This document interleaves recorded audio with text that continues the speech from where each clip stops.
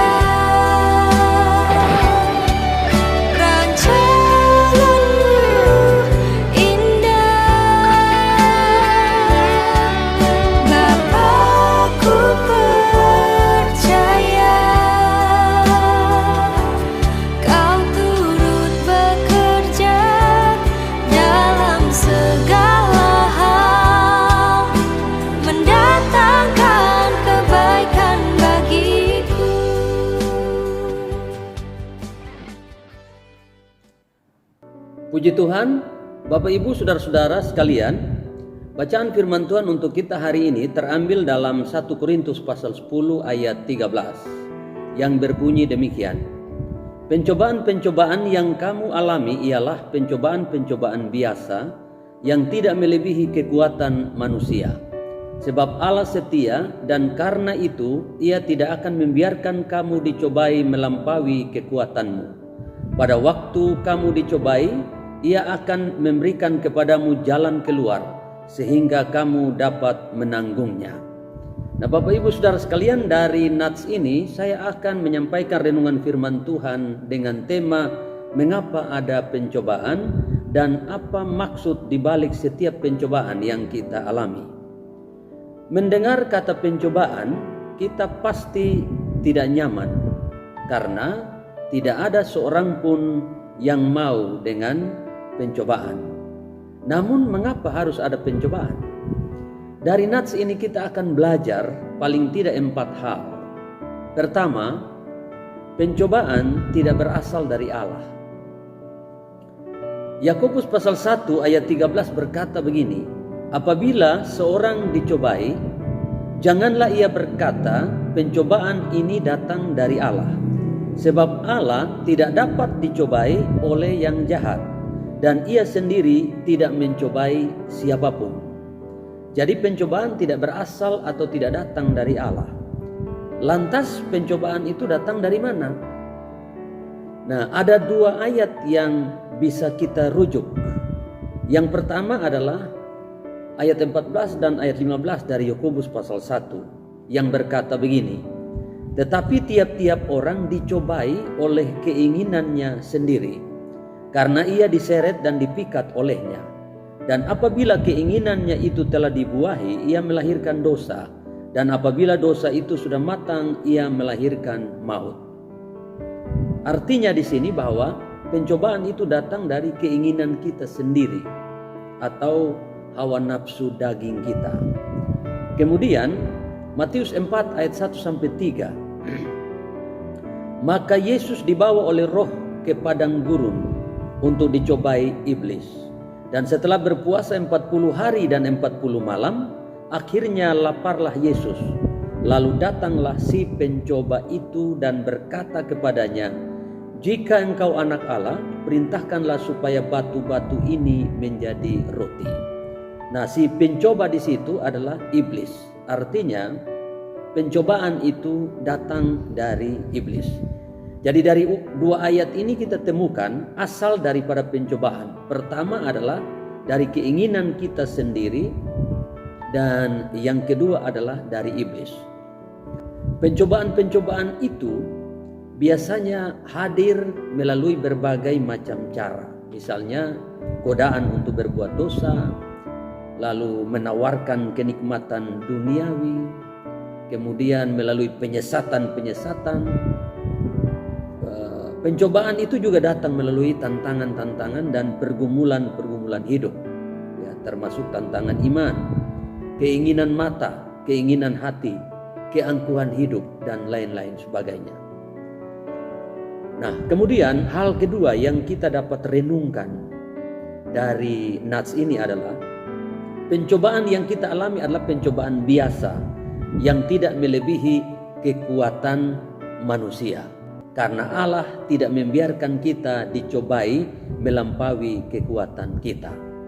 Nah, Bapak Ibu saudara-saudara sekalian, kita tahu bahwa pencobaan-pencobaan yang kita alami itu adalah pencobaan-pencobaan yang tidak mungkin akan menghancurkan hidup kita. Karena Allah ya, akan menakar atau mengukur pencobaan itu agar tidak melebihi kekuatan kita. Nah, pencobaan-pencobaan biasa itu maksudnya apa? Maksudnya pencobaan-pencobaan yang sifatnya umum dan atau biasa dialami oleh semua orang. Lalu yang kedua, Tuhan tidak membiarkan kita dicobai melampaui kekuatan kita. Artinya apa? Artinya setiap pencobaan yang kita alami ada di dalam kontrol Tuhan. Dan Tuhan akan mengizinkan pencobaan itu sesuai ukuran yang Tuhan mau. Bandingkan misalnya dengan kasus Ayub. Iblis harus meminta izin kepada Tuhan untuk mencobai Ayub. Dan Tuhan mengizinkan, tapi dengan batasan-batasan tertentu. Apa yang boleh dan apa yang tidak boleh. Kita bisa baca itu di dalam Ayub 1 ayat 12. Karena itu Bapak Ibu saudara-saudara sekalian, jangan takut dengan pencobaan. Sekalipun kita tidak bisa menghindar dari pencobaan, tapi kita tahu bahwa tidak ada pencobaan yang terlalu berat untuk kita atasi. Karena setiap pencobaan itu pencobaan biasa dan pencobaan yang tidak melebihi kekuatan kita.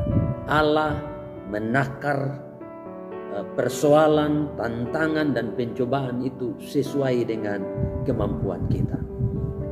Lalu yang ketiga, Allah memberikan kepada kita jalan keluar untuk menanggung setiap pencobaan.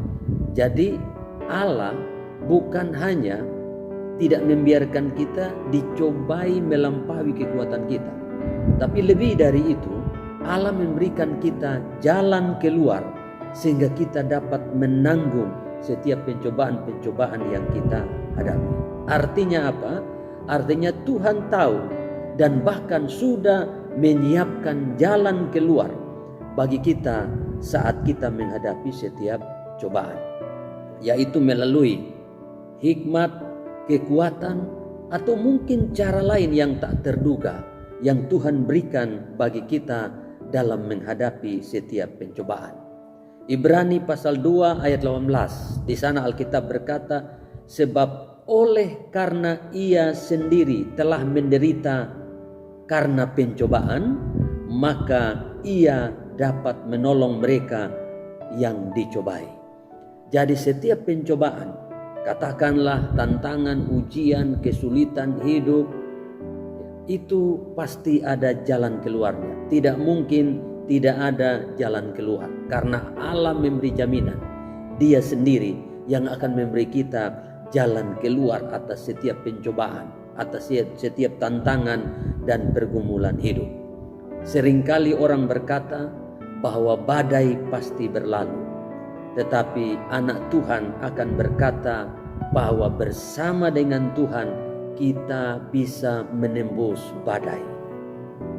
Kemudian hal yang keempat yang kita mau renungkan terkait dengan teks bacaan kita itu adalah pencobaan itu mendatangkan kebaikan bagi kita.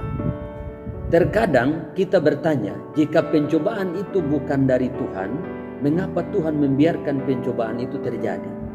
Mengapa Tuhan tidak mencegah saja pencobaan itu? Ternyata Tuhan mengerjakan kebaikan bagi kita melalui setiap pencobaan.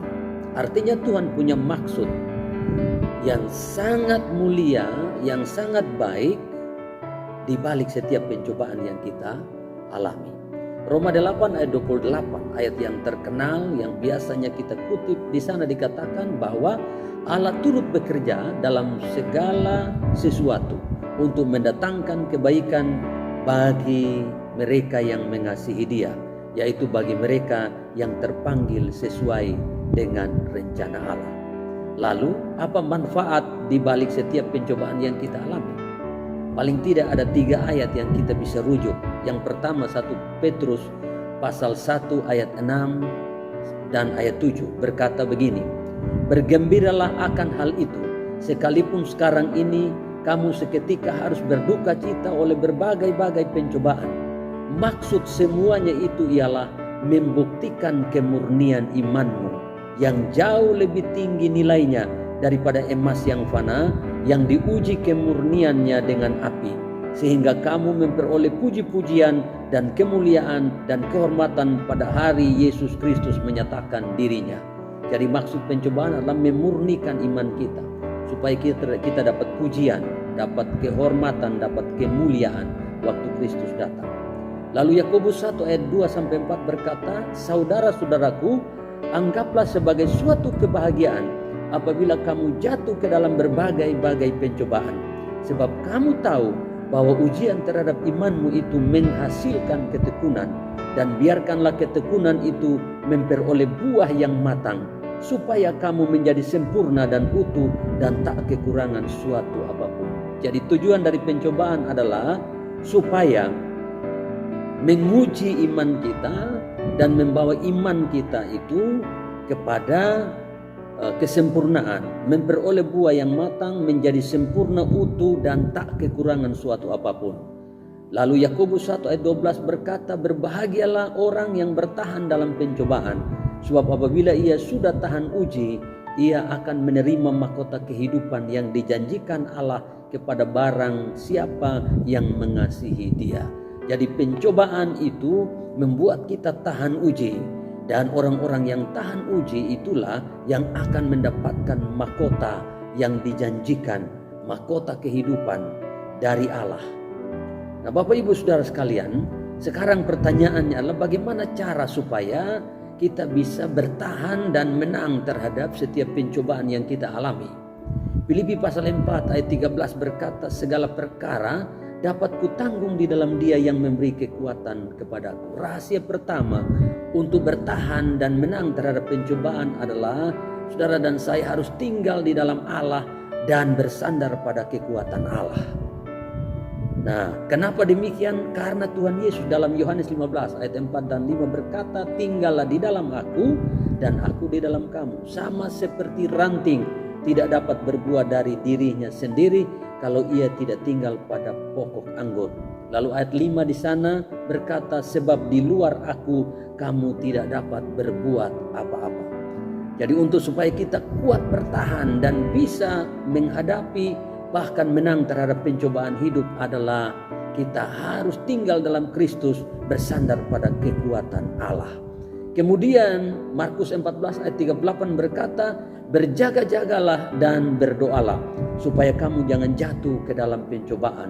Roh memang penurut tetapi daging lemah. Nah, untuk supaya kita bisa kuat menghadapi pencobaan dan bisa menang terhadap pencobaan adalah kita harus selalu berdoa. Atau dengan kata lain harus memelihara hubungan kita dengan Tuhan melalui doa, melalui ibadah-ibadah kita dan lain sebagainya. Karena hubungan yang baik dengan Tuhan, hubungan yang selalu terkoneksi dengan Tuhan memungkinkan saudara dan saya akan menerima suplai kekuatan Tuhan yang terus menerus. Sehingga kita mampu menghadapi setiap pencobaan hidup, setiap tantangan, ujian dan persoalan hidup dan keluar sebagai orang-orang yang berkemenangan. Lalu Wahyu 3 ayat 10, cara yang berikut untuk bisa bertahan dan menang terhadap pencobaan adalah dikatakan di sana, karena engkau menuruti firman-Ku untuk tekun menantikan Aku, maka Aku pun akan melindungi engkau dari hari pencobaan yang akan datang atas seluruh dunia untuk mencobai mereka yang diam di bumi. Nah, hal yang ketiga yang saudara dan saya harus miliki adalah memiliki ketaatan penuh kepada firman Tuhan. Berpegang teguh kepada firman Tuhan. Karena orang-orang yang taat kepada firman, yang berpegang teguh kepada firman Tuhan, mereka akan dilindungi oleh Tuhan di saat mereka mengalami pencobaan-pencobaan hidup. Nah, Bapak Ibu saudara-saudara sekalian, itulah kebenaran yang bisa saya sampaikan buat kita semua. Jadi jangan takut menghadapi setiap pencobaan, karena ada rencana Tuhan terbaik di setiap pencobaan yang kita alami. Hadapi setiap pencobaan di dalam hidup saudara, tetap tinggal di dalam Tuhan dan bersandar pada kekuatannya serta taat melakukan firman Tuhan, dan saudara akan mengalami kemenangan di dalam setiap pencobaan. Tuhan Yesus memberkati kita semua. Amin.